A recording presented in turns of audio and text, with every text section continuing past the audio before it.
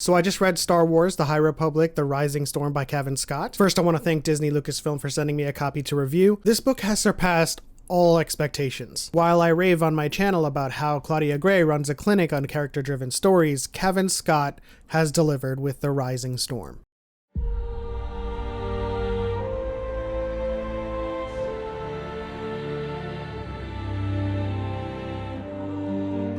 This book is dark, very dark, but in a good way. And I hate saying that, but I feel like the story that's being told hinges on very dark themes and very real stakes. While Light of the Jedi served as a great staging ground for the High Republic, The Rising Storm proves to be a very successful sequel. Taking place a year after the Great Disaster, we are reunited with many of the characters we were introduced to in the previous High Republic books and comics. And they're already knee-deep in their conflict with the Nihil, as well as the encroaching danger of the Drengir. Cavan Scott does what is historically unfathomable. He took a story filled with vibrant characters and told a neat story. I don't mean like, oh, this is pretty neat. I mean like neat and organized. Because stories typically filled to the brim with characters often suffer with their character development. And while some ancillary characters in this story don't have quite as much heft to them as others, the characters that the story does revolve around were not treated poorly. In fact, Cavan Scott gives us amazing character development and amazing character dynamic with their relationships, their partnerships, and their histories. I had already loved these characters who were so expertly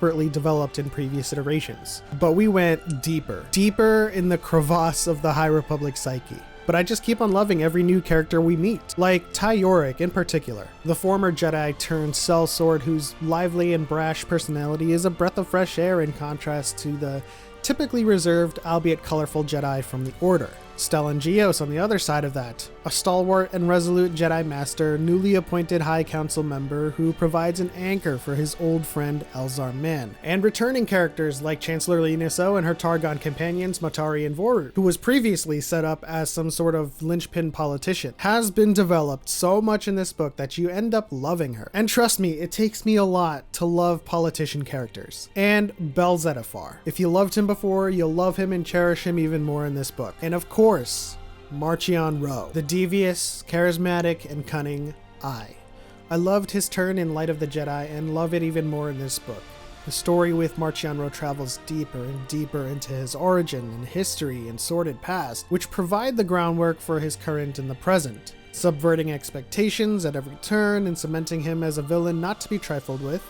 A villain who, for all intents and purposes, while keenly aware of his weaknesses, and when a battle is a losing one, navigates treacherous social squalls within the hierarchy of the Nihil to come out on top, time and time again. Which brings me to this book being dark. People often talk about the need for an R-rated Darth Vader film, ripping into people indiscriminately. Well, if we aren't going to get that, this book orbits dangerously close to an R-rated film. It's unexpected, but welcome nonetheless. Given the name associated with this story, it's unexpected, but given the gravity of the situation within the story, it's welcome. Having read Light of the Jedi, which successfully set the tone for the era, I was all too prepared for adversity and tragedy. But Cavan Scott takes what was an 80 on that scale up to about 110, and the stakes have never been higher. The threat has never been more real. The dark nature of the story successfully blankets and veils the already incredible lore and character work within it. You appreciate every bit, because caring for this galaxy and its inhabitants only makes the startling reality of the narrative all the more pungent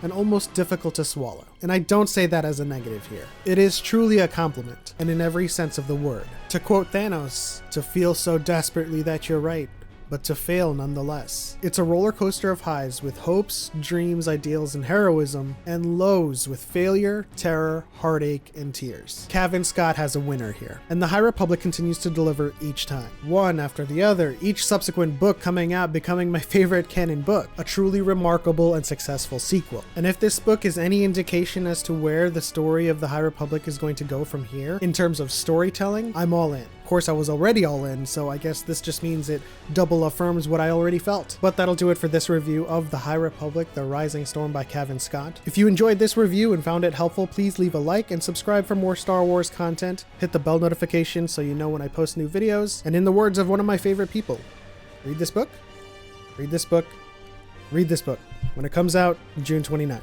In any case, that is the end. On to the next one for Light in Life. We are all the Republic. May the Force be with you.